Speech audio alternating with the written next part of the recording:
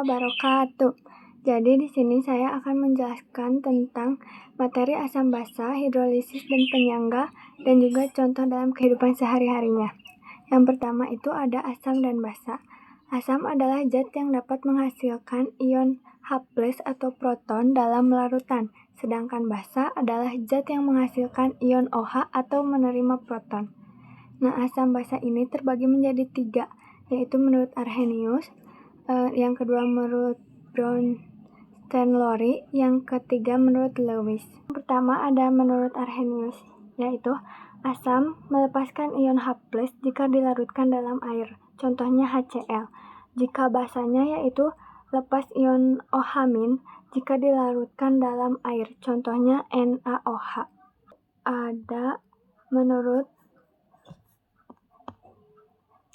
Brownstein-Lowry, yaitu asam itu spesies yang memberi atau menurunkan proton H+ atau basa konjugat. Lalu ada basanya, yaitu spesies yang menerima atau akseptor proton OH-, yaitu menjadi asam konjugat. Lalu ada teori menurut asam basa Lewis, yaitu asam yaitu akseptor pasangan elektron, kalau basa yaitu donor pasangan elektron atau atom pusat dan PeB. Selanjutnya ada tentang hidrolisis. Hidrolisis adalah reaksi antara ion-ion garam dengan air yang menyebabkan larutan bisa menjadi asam, basa, netral, ataupun parsial. Ada jenis-jenis hidrolisis. Yang pertama itu ada netral. Garam dari asam kuat ditambah basa kuat, lalu tidak bereaksi dengan air, pH-nya yaitu 7, contohnya itu NaCl. Lalu selanjutnya ada garam asam. Pengertiannya yaitu garam yang menghasilkan larutan bersifat asam, pH-nya kurang dari 7 saat dilarutkan dalam air, terbentuk dari asam kuat dan basa lemah. Contohnya seperti NH4Cl. Lalu selanjutnya ada garam basa.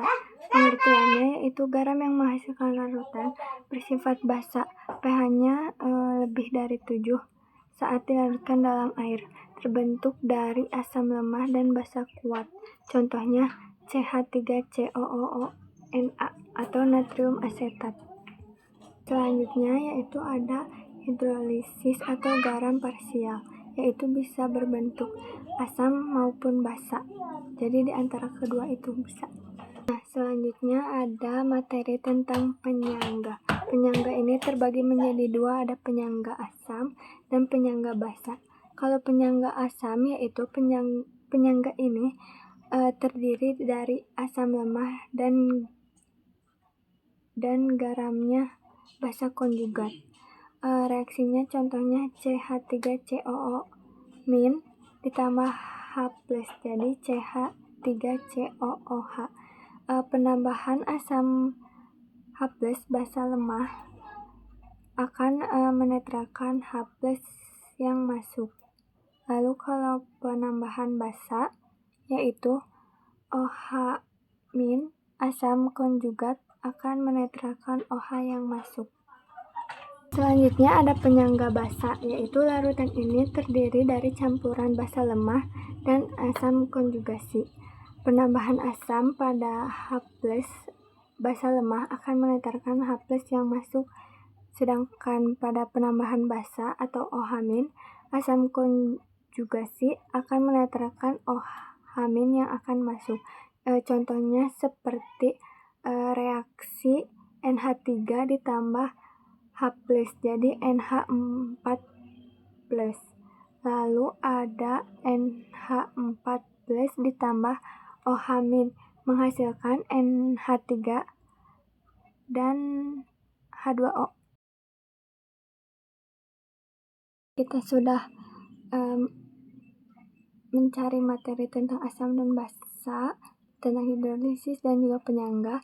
Berikut adalah contoh dalam kehidupan sehari-hari tentang asam dan basa, hidrolisis dan juga penyangga.